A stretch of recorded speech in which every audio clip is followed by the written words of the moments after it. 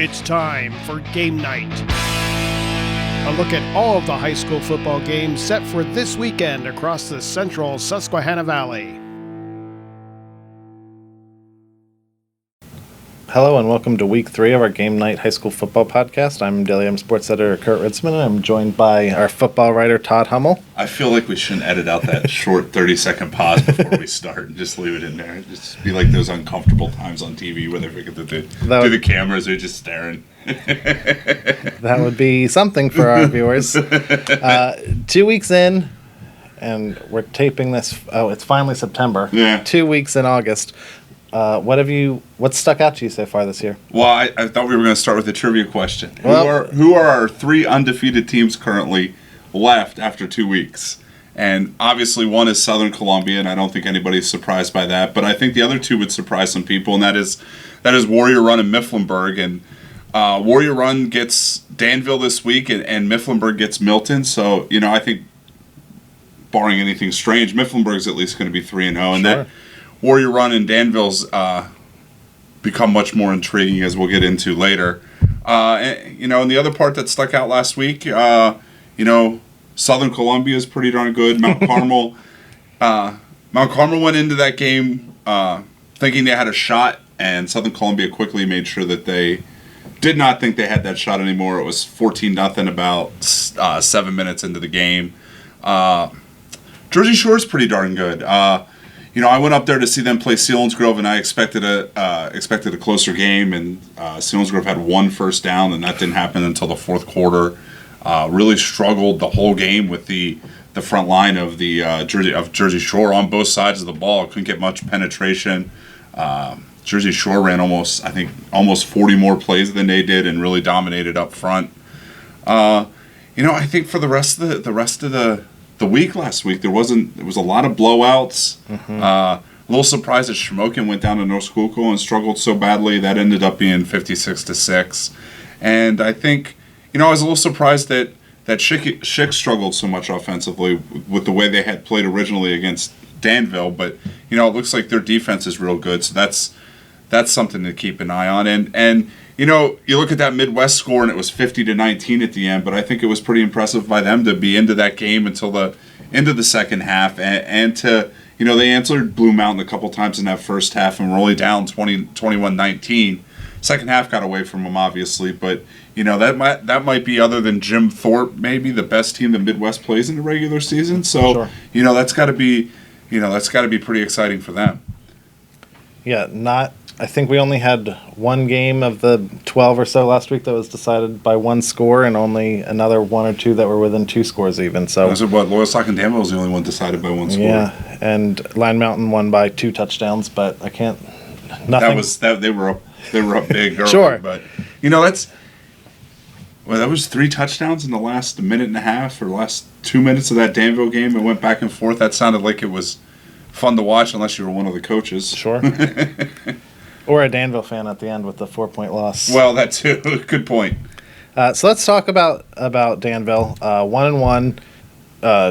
Tough, close win against Schick. Tough, close loss against Loyalstock. Headed to Warrior Run. 2-0 Warrior Run the first week. Seemed like they gave Hoyt Bauer the ball and got out of the way. Last week they threw it all over the place. So kind of hard to get a read on the defender's offense. Well, obviously, I think it's... you want to be balanced, especially if you expect to have success in the playoffs. And I think that's one of the reasons they've moved Ahmad Keys outside. That gives them a big receiving threat to go along with Riley Dalbert. I think Ahmad was over 100 yards last week, and Riley Dalbert had 92 yards receiving. So, if they can get that balance going, defense has only given up 6 points so far this season. It's hard to get a read on the Danville team. I mean, on the field and off the field. Coach Jim Kaiser is going to miss a second game this week. That's got to affect them on the field when your head coach isn't around, and you don't know what's going to happen. The school board meetings next week, where they're going to discuss things. They canceled. Well, we're taping this on a Wednesday. They were supposed to have a school board meeting tonight where they were going to discuss a personnel issue, which was assumed to be Coach Kaiser, and it was open to the public, and then they postponed it to next week.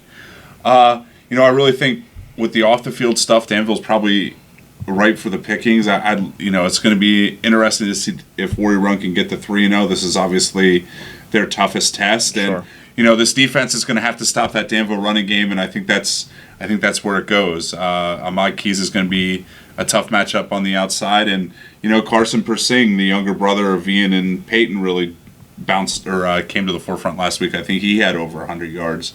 So Warrior Run's obviously going to have to get some pressure on KJ Riley to not allow him to pick them apart in the secondary. Yeah, I talked to Coach Long last night, and he said one of the not quite gushing, but really impressed with what he's seen from his own team, but also from KJ Riley. He talked about how he throws such a nice deep ball, how he's accurate, and they got to worry about him running too if they do flush him out of the pocket. I was going to say Shook found that out too, because that's how Danville got the winning touchdown, was escaping a sack and running for a touchdown. But yeah, I think that's something he's kind of added to his game. He didn't really have to do that much last year with kind of the variety of weapons that they had, and that's something that he's had to do a little more of this season. The next game I want to talk about, Mount Carmel, we touched on them. Not the performance they wanted Saturday night at Southern. And Lewisburg's coming off a big win over Central Columbia after Central Mountain after the Green Dragons struggled against the Seals week 1. Key crossover. Well, this is going to be another test for the Lewisburg line. They didn't, they really struggled with Selinsgrove in that first week of the season. It's going to be interesting to see what they do with this Mount Carmel defensive line, see if they can open some holes for Max Moyers. And I think it was interesting in that Central Mountain game. Ran Ethan Dominic a little bit more than they did in the first game, and he was a little banged up near the end of the preseason, so maybe he probably wasn't quite 100% for Selinsgrove, and that gave them another weapon in that game against Central Mountain. And Coach Persing talked when I did that cover story about wanting to get him Max the ball in different ways, and one of his touchdowns came on a pass route out of the backfield that nobody picked him up on a wheel route for a touchdown. So that's something teams are going to have to keep an eye out. And I can't stress this enough either. Nick Shedleski's a different quarterback this year with just being healthy and being able to move around, and that really affected them last year. The two big things last year against Mount Carmel was Nick wasn't very mobile in that game, and that's the game Dylan Farinato got hurt and kind of took their big weapon away. And if they can kind of keep the pressure off of get that passing game going and get Max running, that Lewisburg team's hard to stop. And I just think for Mount Carmel, this is a huge bounce back game for them. They really did not look good last week. Struggled offensively. A lot of teams are going to struggle offensively with Southern Columbia. They really couldn't keep Southern blocked to give Tommy Riesinger any time. Noah Burkowski made some big plays. Interested to see, how much they get out of Jack Chapman this week. He got banged up at the end of the game, near the end of the third quarter last week, and had to be helped off the field. Hopefully that wasn't serious. So, I think Mount Carmel gets this one. I think this one's a little closer. I think this one's closer than last year because I think, Lewisburg's going to be able to be a little more diverse instead of relying on Max, and that's going to be able to loosen up that Mount Carmel defense a little bit. We've got 2 more games, but that pit schools we cover against each other. The next one I want to talk about is Mifflinburg, who we mentioned, undefeated. I think he went out there earlier this week. Yeah, yesterday. Way to keep tabs on me, boss. They're hosting Milton, which has struggled in its first 2 games, going 0-2. Yeah, watched a little bit of that Warrior Run Milton game last week on TV on Service Electric 8. The Black Panthers are going to have, it looks like that they're in the midst of one of those seasons, that they're going to struggle to do most anything on the football field against most teams around here. Mifflinburg should go to 3-0 this one. 3-0. Went out to talk to Mason Breed, who had a huge game last week against Bloomsburg, especially in the second half. And that, I think that's real big for Mifflinburg, was that second half against Bloomsburg. Bloomsburg, blew them out last year. Mifflinburg has had it at times. It's struggled in the second half of games when they've played well in the first half, and that, it was a close game at halftime, and they pulled away in the second half. And this is from being out there, this is a confident team. And if you watch the huddle videos that I do, you can see, you watch their kids' highlights, and you can see the excitement on the sidelines that that might not have been there. and both Coach Dressler and Mason Breed talked about the younger kids on the team that, there's enough talent there that, Coach Dressler said there was times that, he knew who his starting lineup would be, the kids wouldn't be pushed, and now there's some talent there to push the starters, and it's just making them that much better. We talked the same thing the last 2 years, that I thought one of these two teams would be able to step up. It seems like they're both able to do it, at least at this point in the season, and it's going to be interesting. Like said about Warrior Run and Danville, when Mifflinburg gets tested, which will be in the next couple weeks, because I think they have Warrior Run and Loyalsock coming up in some sort of order. And then the other game is Selinsgrove coming off a bad road trip to Jersey Shore, hosting Southern Columbia. Sort of a victory, even sometimes even a victory isn't a good road trip to Jersey Shore. But I think the Seals would be first to admit that they did not look good last week, not at all against the Bulldogs. And I don't know what they do against Southern Columbia, because I talked to Cal Halliday after the game. They haven't given up against Mount Carmel. They haven't given up a point yet, and I thought last year was one of the best defensive I've ever seen. And I asked Cal if he thought this year's was better. Yeah, I think we're better than we were last year, honestly, because we got nine or 10 guys back, and everybody just knows defense. Like, it's instincts at this point, and everybody can just fly to the ball and do what they need to do. Did you guys, they felt they had a shot tonight? Did that kind of play into your start tonight? Oh yeah, that was definitely motivation. I stirred the pot a little bit, because like all the interviews and what they were saying, and that just is motivation, honestly. And they just didn't respect us, and that's how we use that as motivation. And and the Tigers' offense is always so good. It just seems that defense gets overshadowed. And Coach Roth talked after the game that they don't, on first and second down, that the front line is so good they really don't have to blitz much to stop teams' running games. And then once they get to third down, poor Tom Riesinger, if it wasn't a screen or a pass that he was taking one step and firing it out to the sidelines, he had no time to pass, and he was thrown off of his back foot for the most part. And then the Southern offense, they were getting a little annoyed coming off the field at Coach Roth at times, just for trying to work the passing game as much as they were. And once they went to the running game, they had no problems. Gage Garcia had 92 yards. Gavin Garcia touched the ball 5 times and scored 4 touchdowns on the ground. Oh my goodness. He said he was actually a little surprised about how much action he got in the game, and I asked him about it afterwards on Saturday night as well. Actually, most of them were not predetermined, called at the line. So what happened was me or Gage get the ball, and Preston reads it, and to be honest, I didn't even think I was going to get them when he called Blue 99, because it was the short side of field. But once your name gets called, you kind of get the butterflies inside knowing you're going to get the ball. So, on such a powerhouse offense, every carry you get's pretty awesome. You got to take advantage of it. So, I think the Seals don't. I think everybody would be stunned statewide if Selinsgrove won. But I think the big thing for the Seals going into this game is just playing better and not laying the egg that they laid at Jersey Shore. And I don't think they will. I think Southern Columbia gets this one, but I think Selinsgrove gives them at least a little bit of a test for a quarter, just to wipe the taste of last week out of their mouth.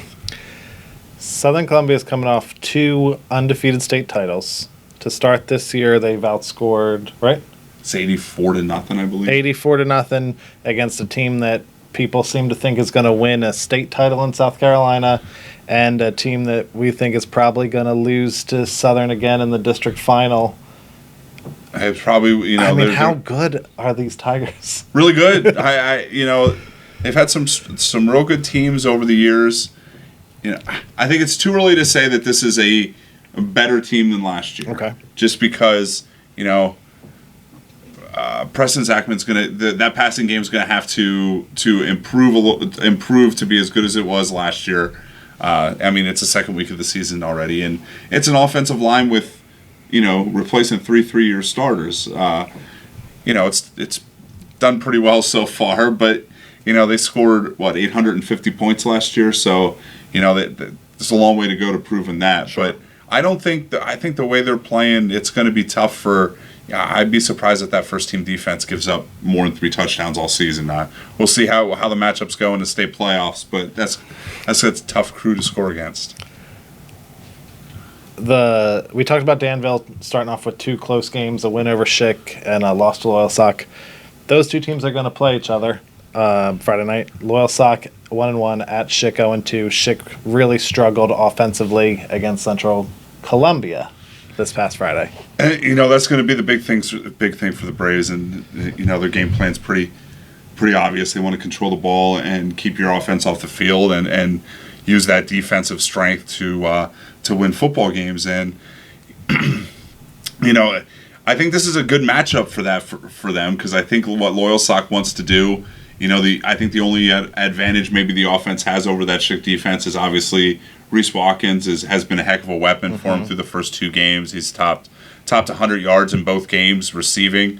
Chase Kavanaugh's, they're going to throw the ball, but he's turned the ball over in both games, so I think Schick will be looking for that. And it's just a matter of the Braves being able to move the football. 9 and 3 points, and that offense has struggled to score points now for 2 seasons, and it's probably a confidence thing as well. I think it's this Schick is one of those teams that once they get a victory, it's probably going to propel them, just because they haven't tasted much success since last season or this season, and once that happens, I think they'll continue to improve. I think it's still got to go with Loyal Sock in this one, but again, I think this is probably a pretty close one. The last hack game we have is Shamokin at Central Mountain. Central Mountain struggled; they're winless. I have no sense of Shamokin yet, and I don't think I'm going to have a sense of them after week 3. Well, it's a little east of Paxton. I know where it is. I mean, kind of sense. Since as a team, they week 1 beat pretty badly a Milton team who's really struggling. Week 2 lost pretty badly to a really good North Schuylkill team. I'm expecting Friday night beat fairly badly a Central Mountain team that's struggling. And then they play Southern next week, I think. So that's not going to give you. So probably lose to a really good Southern team. What I'm saying is I agree with you. And Max Madden they ran real well against Milton, could not do anything on the ground against North Schuylkill, but I think that's going to be a theme of the Spartan season. But was it negative 24 yards or something like that on Friday night? And, that's going to be Central Mountain's defense got Max Moyers healthy. I'm pretty sure that they're going to get Max Madden and Bryson James healthy on the ground. And I think Coach Reinowski would probably like to get get some idea of what the passing game holds in store for them. Sure. They threw the ball pretty well against Milton, did not against North Schuylkill, which honestly kind of surprised me from watching some of the North Schuylkill stuff against Loyal Sock. I say Shamokin wins this, and I think it's a different Shamokin program, but I think people also have to remember that, the Indians have made that road trip and have been the favorite over the Wildcats and stumbled out there, so just keep an eye on that. But I do think Shamokin gets this one and probably gets it pretty easily. That's probably by far the farthest trip for the regular season. Shamokin to Central probably. Mountain. Yeah, it's not a straight line from Shamokin to Central Mountain. You are correct. Turning our attention to the Tri-Valley League, Halifax 0-2 has struggled. Headed to 1-1 Line Mountain, like we said, week 1 against Tamaqua, throw it out. Tamaqua's really good. Last week started off real well against Susquehanna, then kind of had to hang on a little bit. And I think both of the Tri-Valley League games probably go the same way this week. Halifax, Brock Grosser's preferred walk-on at West Virginia. They lost a lot of seniors from last year's team. Upper Dauphin scored 60 points on them in the first half, I think it was last week. Upper Dauphin was mad because they tied for the Tri-Valley League title last year, and they gave it to Halifax on a tiebreaker that I don't know that teams knew existed at the beginning of the season. Well, if they were mad, they certainly took it out on Halifax. It was 61-6. Yes. But, yeah, Line Mountain quarterback Evan Herb was nicked up last week. They weren't sure, what was going to happen with him. Jacob Feast stepped in for him. Lime Mountain's run the ball pretty well. Its passing game has struggled a little bit. I think they should probably win this one easily. If it's Feast under center, they're probably going to want to, get him comfortable in the offense. And if it's Evan Herb, I expect them maybe to throw it a little more than they have, just to get him back comfortable, maybe to the sophomore level. Because I think the Eagles, after this Halifax game, have a pretty, was it Millersburg then? I think they go Halifax, Millersburg, and then they head into the meat of their schedule in 2 weeks, and I think they want to be pretty well prepared for that. The other Tri-Valley League game, like you mentioned, 2-0 Upper Dauphin coming off that big win. Going to Millersburg, which is 1-1, but coming off a tough game last week. I was going to say Pine Grove. Yeah. We talked about Millersburg's rushing offense. I think Pine Grove averaged nearly 20 yards a carry. I think it ended up being 19.5 yards per carry last week. Upper Dauphin's probably going to do the same thing to them. Final game ever between the two schools before they merge to be a football program next year. Yes. So interesting subplot there. Yeah, and the Trojans are putting together, at least starting to put together, a heck of a season for that. They're probably heading to 3-0, number 10 in the state in Class 2A right now. Macklin Ayers is heading to Penn State to be a preferred walk-on. Jake Ramberger had over 100 yards rushing and 100 yards passing, and has been a threat for them for at least this sophomore year. So yeah, Upper Dauphin probably gets this one. And remember last year? Yes. I think this one was this was the 74-56 game. So take the over in this one. But yeah, I think Upper Dauphin wins this one, but this at least should be entertaining. That was that U2 game you were watching last year when we came back, wasn't it? Some internet TV station out of California, Pennsylvania had it on, and I was enthralled. We've got one Saturday game this week. 1-1 Springfield Township headed to 1-1 Midwest. Yeah, like I said in the open, I was really impressed. Midwest hung around with the half, for half with Blue Mountain before Blue Mountain was able to pull away. The Springfield Township, it's actually the same school Selinsgrove played in the state baseball playoffs. Oh, okay. But 1-1. They beat one of the lower level schools in the Philadelphia Public School League like 56-0, and then lost 42-0 to one of the Catholic School League teams. So it's hard to get a read on them. That's a long road trip. I'm assuming that's why it's at 2 p.m. on a Saturday instead of a Friday night. I'm going with Midwest. I really think, we learned from last week that this Midwest team is going to be, I think, pretty good this season. Hunter Wolfley is a heck of a weapon. They're getting to the ball. He had the punt return touchdown and running the ball against Marion. Had caught one last week. Now the big thing, though, is to get the other parts of the running game going. Trey Laver, Joe Rodriguez, and that defensive line is good enough to win them a couple games.